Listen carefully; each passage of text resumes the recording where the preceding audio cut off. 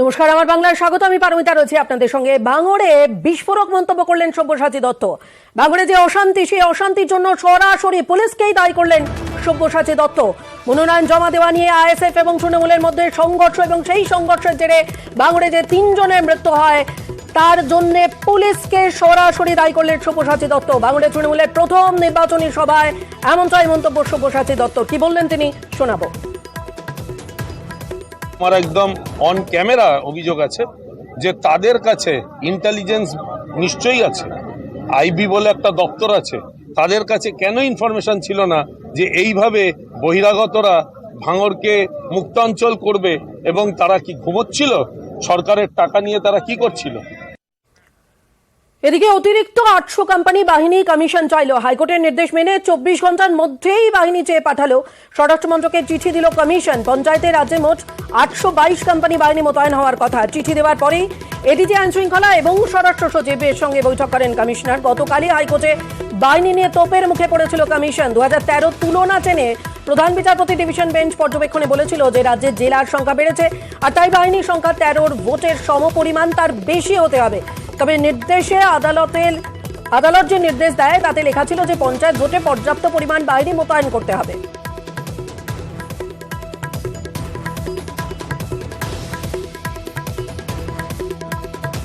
আর এই বাহিনী মোতায়েনকেই কটাক্ষ মুখ্যমন্ত্রীর। যত পারে কেন্দ্রীয় বাহিনী দিক, পাটনা যাওয়ার আগে চ্যালেঞ্জ ছুড়ে দিলেন মমতা বন্দ্যোপাধ্যায়। বাংলার পুলিশ অফিসাররা যে কোনো পুলিশের থেকে ইম্পর্টেন্ট লাইক এনিথিং। এবং আপনারা জানেন একসময় কলকাতা পুলিশকে স্কটল্যান্ডের পুলিশের সাথে তুলনা করা হতো। সুতরাং আমাদের পুলিশরা যথেষ্ট স্মার্ট। আমাকে যেন বেশি স্মার্টনেস না দেখায়। আমি মনে করি আমাদের কোনো অসুবিধে নেই, যত পারে তত দিক। মানুষের থেকে তবু তো সংখ্যাটা বাড়বে না। যাদের ভোট দেওয়ার তারা ভোট দেবে। প্রথমে বাহিনী মোতায়েনের দাবি, এবং সেই বাহিনী মোতায়েনের দাবি যখন পূরণ হলো, এবার নয়া দাবি সুকান্ত মজুমদারের। একাধিক দফায় পঞ্চায়েত ভোটের দাবি করলেন সুকান্ত মজুমদার। আর এই বাহিনীতে এক দফায় ভোট সম্ভব নয়, এবং সেই কারণেই একাধিক দফায় যাতে ভোট করা হয় তারই দাবি কমিশনে জানালেন সুকান্ত মজুমদার। নাক্ষর দিয়ে শেষ পর্যন্ত কোর্টের কথা মানতে বাধ্য হচ্ছে কমিশন। কিন্তু 800 কোম্পানিতে একবারে দেওয়া সম্ভব না। কমিশনকে কোর্টের কাছে জানানো উচিত যে একবারে এক ফেজে ভোট করানো সম্ভব নয়, কারণ কোনো কেন্দ্র সরকারই 800 কোম্পানি আধা সামরিক বাহিনী একবারে দিতে পারবে না। আমার মনে হয় একাধিক ফেজে ভোট করালে তবেই সম্ভব। গতবার 800 কোম্পানি আসেনি, গতবার একই ফেজে বিভিন্ন 5টি ফেজে ভোট হয়েছিল, এবং তার ফলে এতগুলো কম জায়গায় আধা সামরিক বাহিনী দেওয়া সম্ভব হয়েছিল। এক ফেজে ভোট করলে আধা সামরিক বাহিনী দেওয়া সম্ভব হবে না। আর এই যে একাধিক দফায় পঞ্চায়েত ভোটের দাবি সুকান্ত মজুমদারের, এই নিয়ে তৃণমূলের কি বক্তব্য? শান্তনু সেন তিনি বলছেন প্রতিদিন একটা করে বুথে ভোট নেওয়া হবে, জিতে দেখাক বিজেপি। 2021 সালের বিধানসভা নির্বাচন ক দফায় হয়েছিল? বাংলায় 8 দফায়। ফলাফল কি হয়েছিল? আমি সুকান্ত বাবুকে আপনাদের মাধ্যমে একটা চ্যালেঞ্জ করছি, 66,000 বুথে প্রত্যেক বুথে একদিন করে ভোট হোক। 66,000 দফায় ভোট হোক। কথার কথায় উনি যদি চ্যালেঞ্জ অ্যাকসেপ্ট করেন, উনি বলুন যে তাহলে বিজেপি জিতবে, তাহলে আমি যা উনি বলবেন মেনে নেবো, আমি সংসদ পদ থেকে সরে যাব। নইলে বলুন, তারপরেও যদি বিজেপি ধরাশায়ী হয় মানুষের রায়ে, তাহলে উনি মানুষের রায় মেনে নিয়ে ন্যাড়া হয়ে মাথায় ঘোল ঢেলে সবার কাছে ক্ষমা চাইবেন। এবারের পঞ্চায়েত ভোটে বিনা লড়াইয়ে জয় গতবারের থেকে অনেকটাই কম। 2018 পঞ্চায়েতের 3টি স্তর মিলিয়ে বিনা লড়াইয়ে জেতা আসন ছিল 34%, আর এবার সেটাই কমে হয়েছে 9%। গ্রাম পঞ্চায়েত এবং পঞ্চায়েত সমিতিতে এবার অনেক আসনেই প্রার্থী নেই তৃণমূলের। প্রত্যেকটা পঞ্চায়েত শান্তিপূর্ণ গণতান্ত্রিক অবাধ নির্বাচন হবে, মানুষ ভোট দেবে। সিপিএম এর হারমাদ, আর বিজেপির জল্লাদ, আর কংগ্রেসের উন্মাদ, এই তিনটাকেই বলে যাব যদি মনোনয়ন না করতে পারেন সরাসরি আমায় জানাবেন, আমি এসে মনোনয়ন করিয়ে দিয়ে যাব। 8ই জুলাই পঞ্চায়েত ভোট, গ্রামের লড়াই। এবার ভোটের আগে ভোটে জেতার হার গতবারের তুলনায় অনেকটাই কম। 2018 সালে পঞ্চায়েত ভোটে যেখানে বিনা প্রতিদ্বন্দ্বিতায় জয় ছিল 34% আসনে, সেখানে এবারে 9.48%। ঝামেলা যদি না হতো এটা 5%-এর নিচে আমরা নামিয়ে দিতাম। যেমন আমরা বহু জায়গায় নমিনেশন দিতে চাইলেও দিতে পারিনি, চোপড়া থেকে শুরু করে দক্ষিণ 24 পরগনার বিস্তীর্ণ অঞ্চলে। অবশ্যই আমার ডায়মন্ড হারবার আছে, প্রায় 14-15 জনকে নমিনেশন উইথড্র করা আছে। সাধারণ মানুষ তার মতাধিকার বা মনোনয়ন পেশ করা যেটাই বলুন না কেন, তার গণতান্ত্রিক অধিকার সম্পূর্ণরূপে হারিয়ে ফেলেছে। সব রকমের চেষ্টা করেও শাসকের বাহিনী সেটা পারল না। মানুষ রুখেছে, আত্মরক্ষা করেছে, প্রতিরোধ করে নমিনেশন দিয়েছে। আগের মতন সেই তেজ তৃণমূলের নেই। নিজের ভোট মানুষ নিজে দেবে, তৃণমূল উড়ে চলে যাবে, তার ইঙ্গিতে সব। 2008 ভুলে যাচ্ছেন, বাম জমানা 50 জন, 60 জন, 70 জনের মৃত্যু, 80 জনের মৃত্যু। এখানে 61,000 বুথ পিসফুল, 5-6টা জায়গায় বিরোধীরা গন্ডগোল করছে। তার কারণ ওদের ছবি চাই, কোর্টকে ইনফ্লুয়েন্স করবে, কেন্দ্রকে চিঠি পাঠাবে, এই সবের জন্য। আমরা অবাধ গণতান্ত্রিক পরিবেশ রাখতে পেরেছি, তার প্রমাণ এত বিরোধী দলের মনোনয়ন অন্য কোনো রাজ্যে আর বাংলার অতীতে কখনো হয়নি। তো ওরা জানে তারপরেও হারবে। এবার গ্রাম পঞ্চায়েতের মোট আসন 63,229, বিনা প্রতিদ্বন্দ্বিতায় জয় 6,238 আসনে।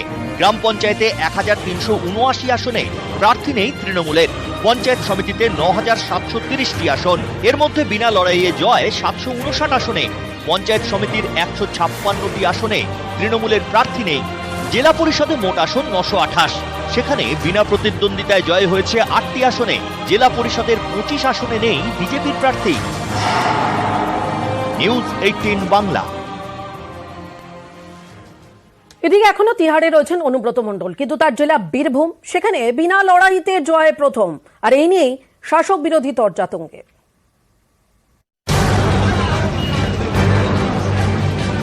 অনুব্রতহীন বীরভূমে পঞ্চায়েত ভোট, জেলে কেষ্ট, কিন্তু তার জেলা এবারও 1 নম্বরে। বিনা ভোটে জয়ে বীরভূমি প্রথম। রাজ্য নির্বাচন কমিশনের তথ্য অনুসারে বীরভূমে গ্রাম পঞ্চায়েত মোট আসন 2,859, এর মধ্যে বিনা প্রতিদ্বন্দ্বিতায় জয় 893 আসনে। পঞ্চায়েত সমিতিতে মোট আসন 490, বিনা প্রতিদ্বন্দ্বিতায় জয় 128 আসনে। বীরভূমে জেলা পরিষদে মোট আসন 52, বিনা প্রতিদ্বন্দ্বিতায় জয় 1টি আসনে। তৃণমূলের দাবি এর থেকে স্পষ্ট, অনুব্রত না থাকলেও তার জেলায় দলের সংগঠন শক্তিশালী রয়েছে।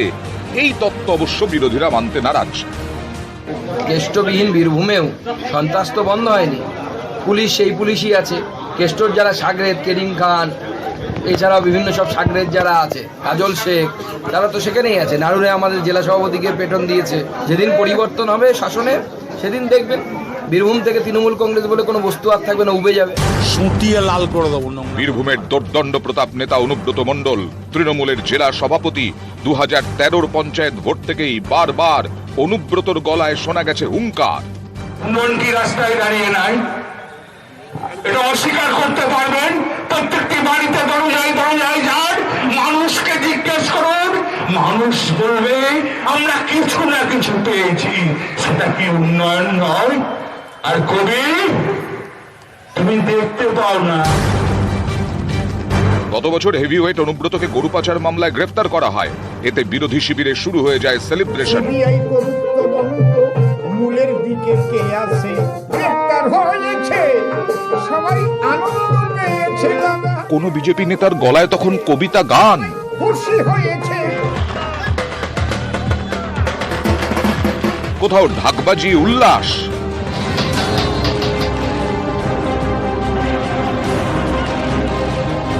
পঞ্চায়েতে ভারতীয় জনতা পার্টির কর্মী সমর্থকরা মাঠে নেমে লড়াই করবেন এবং লড়াই হবে এবং ব্যাপক অর্থেই লড়াই হবে। ভোটের ময়দানে অবশ্য দেখা গেল অনুব্রত না থাকলেও তার জেলায় বিনা প্রতিদ্বন্দ্বিতায় জয়ে 1 নম্বরে। নিউজ 18 বাংলা। पानी से भरी बाल्टी जो जल्दी ऊपर लाएगा वही जीतेगा। हर गेम में चैंपियन जैसी पकड़। वही SRMB TMT।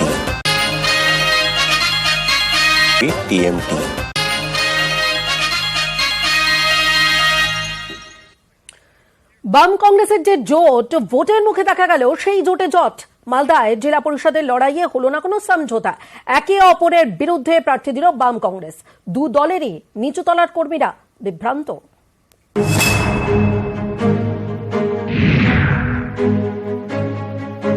পঞ্চায়েত ভোটে নিচু তলায় অনেক জায়গাতেই আসন সমঝোতা করেছে বাম কংগ্রেস, কিন্তু মালদায় জোটে জট। এই জেলায় তারা মুখোমুখি লড়াইয়ে। মালদা জেলা পরিষদে মোট আসন 43, এর মধ্যে 15 আসনে বাম কংগ্রেসের আসন সমঝোতা হয়েছে, বাকি 28 আসনে একে অপরের বিরুদ্ধে লড়াই। অর্থাৎ কোথাও বন্ধু কোথাও শত্রু। এতে বিভ্রান্ত দুই শিবিরেরই নিচু তলার কর্মীরা। যেখানে জোট হয়েছে সেখানে কোনো অসুবিধা হচ্ছে না, কিন্তু যেখানে জোট হয়নি সেখানে একটু মানুষ বিভ্রান্তিতে পড়ছে। কারণ মানুষ চাইছে যে বাম কংগ্রেসের মধ্যে সার্বিক জোট হোক এবং মানুষের পঞ্চায়েতে গড়ে উঠুক। খুব তড়িঘড়ি করে নির্বাচন ঘোষণা হয়ে যাওয়ার পর সময়ের অভাবের কারণে আমরা সর্বত্র করে উঠতে পারি। মানুষ যেখানে মনে করবেন বাম প্রার্থীটা শক্তিশালী, সেখানে বাম প্রার্থীকে ভোট দেবেন। একটা মাত্র কারণে তৃণমূল এবং বিজেপি এই দুই শক্তিকে হারাবার জন্য। আমরা একে অপরের বিরুদ্ধে বলবো না, আমাদের লক্ষ্য হচ্ছে তৃণমূল কংগ্রেস এবং বিজেপিকে পরাস্ত করা। ফলে লড়াই হবে, বন্ধুত্বপূর্ণ লড়াই হবে। অনেক সময় হয় না, হ্যান্ডবিল দিয়ে লিফলেট দিয়ে প্রার্থীপদ প্রত্যাহার করে নেওয়া হয়, সেটাও হতে পারে। ব্যক্তি সুবিধার জন্য যারা কাজ করে তারা এই ধরনেরই জোট করে। সিপিএম কংগ্রেসের জোট একটা মানুষ ঠগানোর জোট, তৃণমূল কংগ্রেসকে বিভ্রান্ত করার জোট। সিপিএম কংগ্রেসের জোট পশ্চিমবঙ্গে বিশৃঙ্খলা সৃষ্টি করার জন্য জোট। আমাদের কারা জোট করলো কারা জোট করলো না তার উপর দিয়ে দাঁড়িয়ে তৃণমূল চলে না। জোট এবং তৃণমূল কংগ্রেস এরা পরস্পরকে সাহায্য করে চলেছে, দেখাচ্ছে সামনে যে তারা আলাদাভাবে রয়েছে, কিন্তু এটা একটা নাটকের একটা পর্যায়।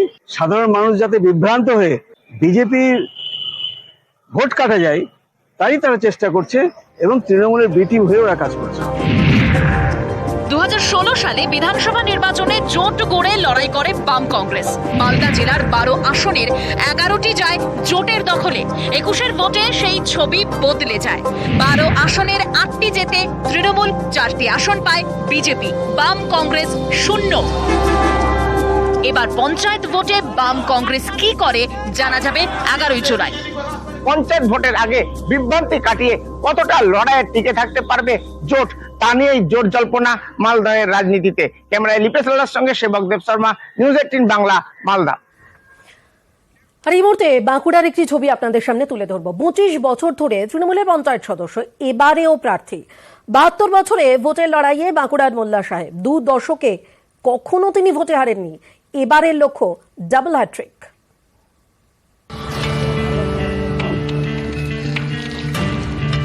1998 সালে তৃণমূলের জন্ম। সেই বছর থেকেই তৃণমূলের পঞ্চায়েত সদস্য বাঁকুড়ার বাদুল্লারার মোল্লা সাহেব। আসল নাম আব্দুল মোতালেব মোল্লা। আঁচুড়ি গ্রাম পঞ্চায়েতের তৃণমূল সদস্য। টানা 5 বার পঞ্চায়েত ভোটে জিতেছেন। এবারও তৃণমূলের টিকিটে লড়ছেন। বাঁকুড়ার বাদুল্লারা গ্রামের গ্রাম সংসদের প্রার্থী আব্দুল মোতালেব মোল্লা। তিনি 72 বছর বয়সে ষষ্ঠবারের জন্য এবারও প্রার্থী হয়েছেন গ্রাম পঞ্চায়েত নির্বাচনে তৃণমূলের টিকিটে। আমি 1998 সাল থেকে আমি এই তৃণমূল কংগ্রেস করে আসছি।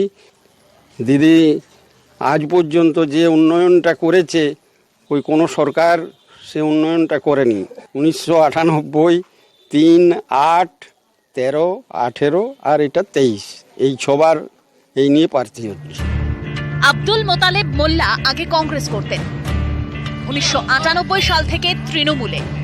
তার নেতৃত্বে 1998 সালে আঁচুড়ি গ্রাম পঞ্চায়েত দখল করে তৃণমূল। মোল্লা সাহেব তৃণমূল কংগ্রেসের 1998 সালের জন্মলগ্ন থেকে আছেন, কারণ এই অঞ্চলের উনিই প্রতিষ্ঠাতা সদস্য। 1998 সালে যখন মমতা বন্দ্যোপাধ্যায়ের নেতৃত্বে পশ্চিমবঙ্গে তৃণমূল কংগ্রেস দল গঠন হয় তখন থেকেই উনি আছেন, তখন থেকেই উনি প্রার্থী হয়ে আসছেন। 98 সাল থেকে 2023 এবারে উনি ষষ্ঠবারের জন্য প্রার্থী হয়েছেন। ওনার নেতৃত্বে 98 সালে আমরা এই পঞ্চায়েত দখল করি এবং ওনার প্রতি ভরসা রেখেছি একটা কারণে, কারণ মানুষ ওনার সাথে আছে।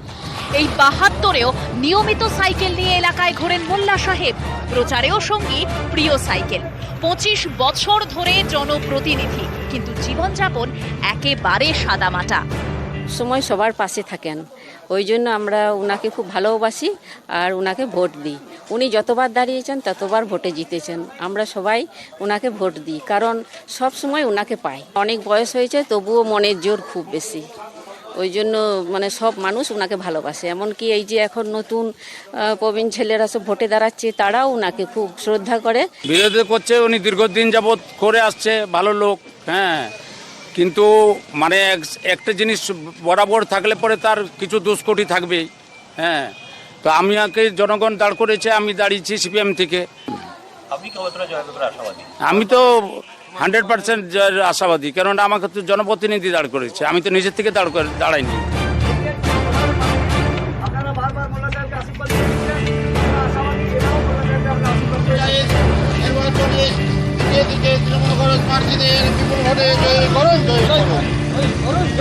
জয়ী হয়ে আসছেন টানা তিনি। এবারও প্রার্থী তরুণদের মাঝামাঝি এই প্রবীণ মোল্লা সাহেবকেও প্রার্থী করেছে।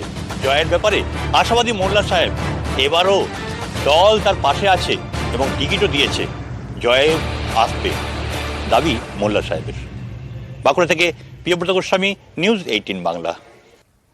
আর এদিকে পঞ্চায়েত ভোটকে ঘিরে এই যে বিভিন্ন জায়গায় অশান্তি, মনোনয়নকে ঘিরে অশান্তি, রক্ত, হানাহানি, তার মধ্যেই শাসক দলের কাছে একটা স্বস্তির খবর।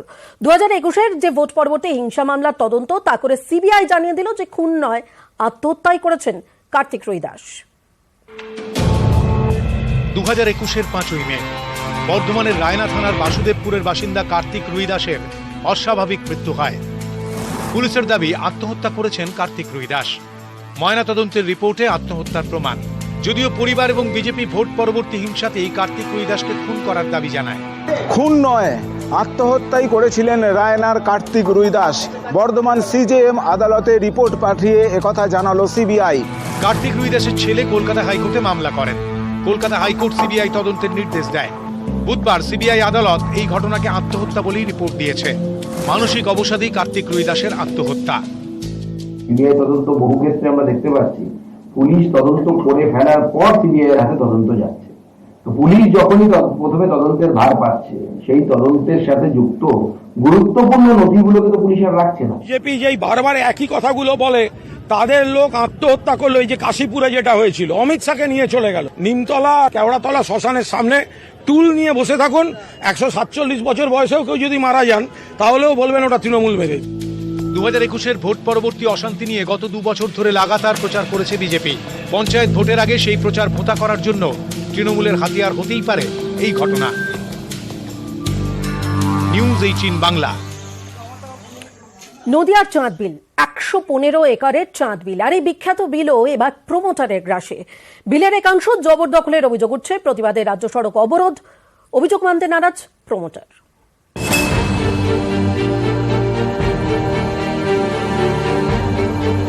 নদিয়ার তেহট্ট, এখানকার বেতাইয়ে বিশাল চাঁদ বিল, 115 একরের বিল।